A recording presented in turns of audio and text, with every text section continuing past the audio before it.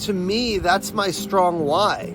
The ability to be able to go and take my family where I want and collect these experiences, and the joy on my kid's face. The question, why not me? What are these people doing that I couldn't do?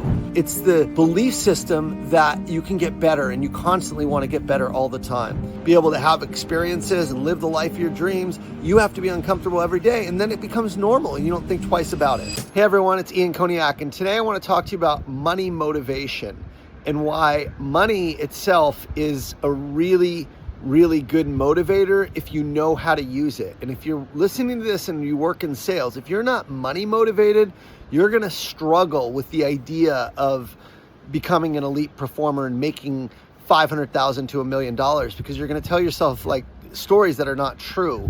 Like you have to work crazy long hours, or it's going to be too hard, or you don't want what that lifestyle, requires. And I'm here to tell you it's all lies. Money motivation is actually a really good thing. It's really healthy as long as you use it in the right way. So today, what I want to do is share with you. I've been doing this for probably 4 years. Every year I take my kids down to San Diego. We stay on the beach. I'm filming this from our rooftop right here, and we've been here for 3 or 4 days. And across the street, you can kind of see that's a $10 million house from me. This one is an $11 million house.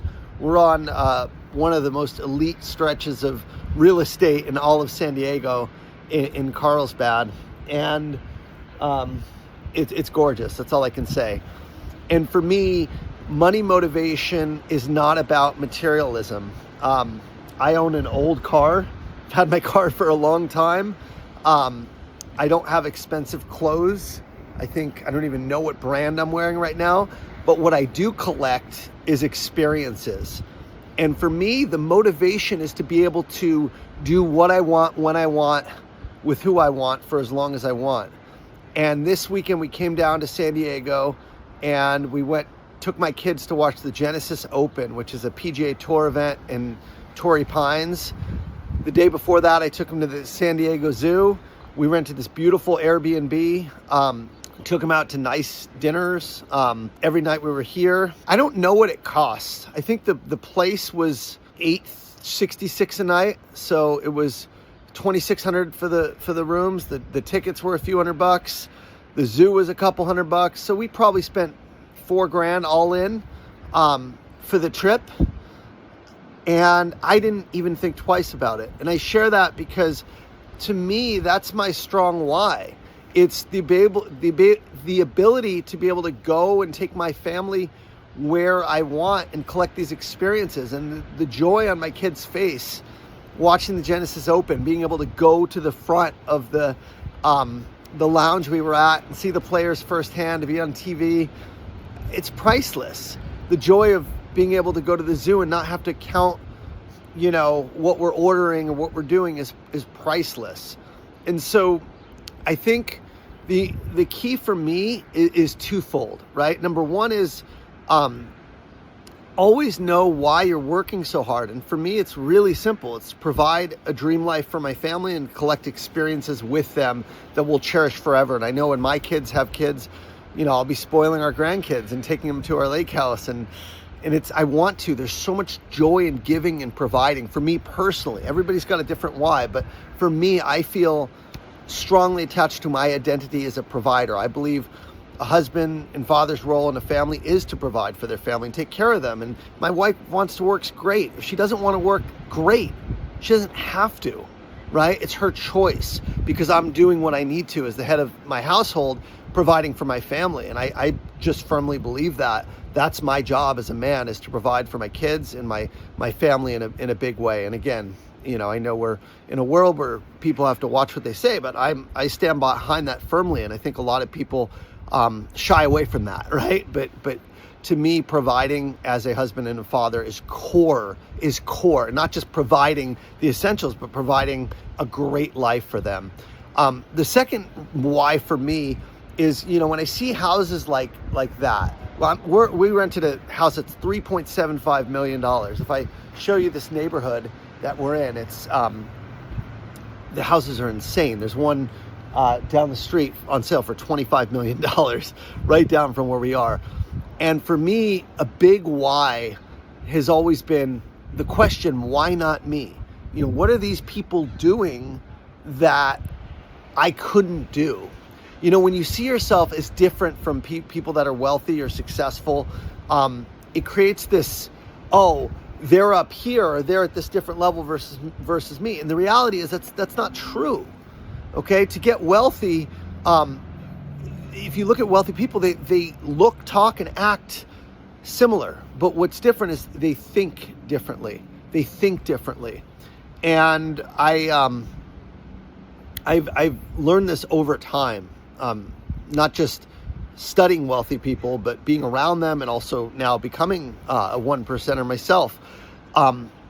And there's just certain things that they think differently about. One is the value of their time and knowing what's a high value activity versus a low value activity. And they value their time really well so that they don't waste it. They delegate to people. They think big. They set goals consistently. You know, people that write down their goals, right, are significantly more likely to achieve them than people who don't. I think it's 90%. And the top 5% of people, of wealthy people, are writing down goals consistently. I just listened to an interview with Brian Tracy and Chris Doris, one of my mentors, and he said that the top 20% of people make more than 80% of the rest of Americans combined. And it's because they are thinking differently. And one of the things they think is, why not me? Why not me? If someone else can do it, I can do it too. So for me, that's a big motivator. It's not just about the accumulative experience. It's about, hey, what are these people doing that I can't do? And that's why I started my own business, right? I was in sales. I got to the top of sales. I was making the most. And then it was like, okay, what next?